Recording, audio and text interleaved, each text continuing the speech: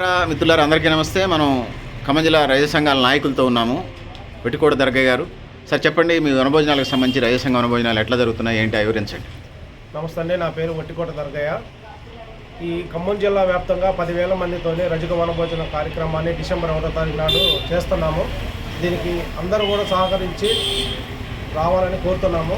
పెద్ద ఖర్చుతోని 10 లక్షలతోనే ఖర్చు అవుతుంది కాబట్టి 10 క్వింటాల రైస్తోని 8 క్వింటాల చికెన్తోని నాన్ వెజ్, వెజిటేరియన్ తినే వాళ్ళకి వెజిటేరియన్ అన్ని సౌకర్యాలు కల్పించి ఈ పెద్ద ఎత్తున ఈ వనభోజన కార్యక్రమాన్ని నిర్వహిస్తున్నాము. కావున ఖమ్మం జిల్లాలో ఉన్న ఉద్యోగులు, వ్యాపారస్తులు, చిరు వ్యాపారస్తులు, వృత్తిదారులు, కూలి పని చేసుకునే వాళ్ళు ఎవరైనా సరే మన ఖమ్మం జిల్లా వ్యాప్తంగా ఉన్న రజకులందరూ కూడా ఒక చోటకు వచ్చి మనందరం సాధక బాధకాలన్నీ తెలుసుకొని ఒకరికొకరికి పరిచయాలు చేసుకొని మనందరం ఒకటిగా ఉండమనే, ఐక్యతగా ఉండమనే ఆలోచనతోనే ఈ వనభోజన కార్యక్రమం చేస్తున్నాం. కాబట్టి దయచేసి ఖమ్మం జిల్లాలో ఉన్న రజకులందరూ కూడా ఈ రజక వనభోజన మహోత్సవానికి వచ్చి సహకరించగలని కోరుకున్నాం.